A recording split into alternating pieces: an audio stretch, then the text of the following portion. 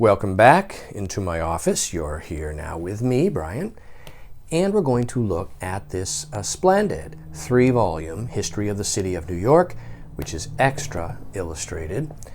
They are in very handsome-looking half-leather bindings with marbled boards and end papers.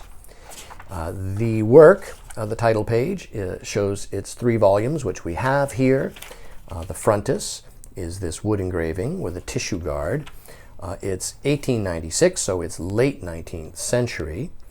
It was originally, I guess, issued in parts, but what distinguishes this set is, in addition to, well, let's start with the contents. I'll show you a brief overview of the contents.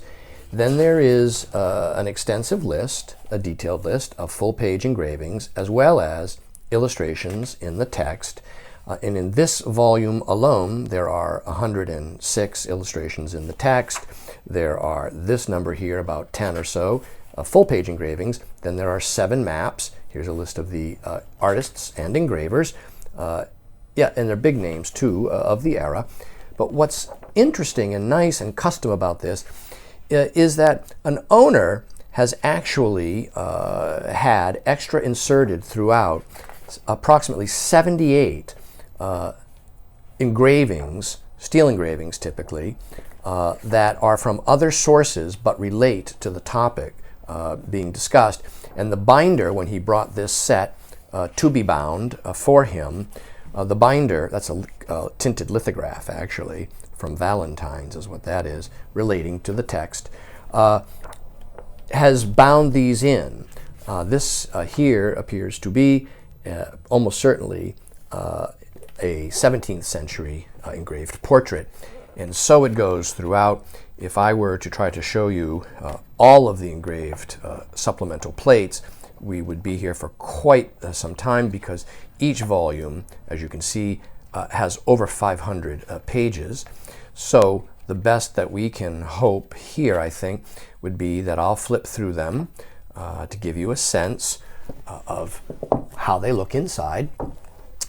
Each book has top edge gilt. There's deckled edges here, very nicely bound. The bindings are stamped by the binder there. And we see that there are pencil notations, which is typical on extra plates that are inserted, because the binder would have needed to know where to insert them in the text. So the 2 is volume 2, and the 103 is facing page 103, volume 2 facing 73, and that's what those numbers are on the backs of all of these plates. These plates would have been purchased individually. This is known, oh, that's a nice engraving of George Washington. This type of little damp staining here, extra inserted engraving, was known as Grangerizing.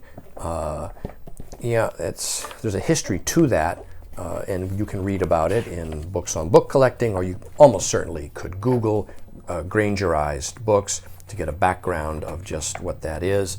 There's what appears to be an 18th century image there, and so it goes.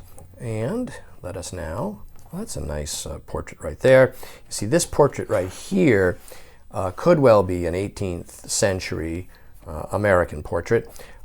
You'd really have to burrow into the background for each image, which as a book dealer, we just simply don't have the time to do that for every book that comes in front of, well, us and me.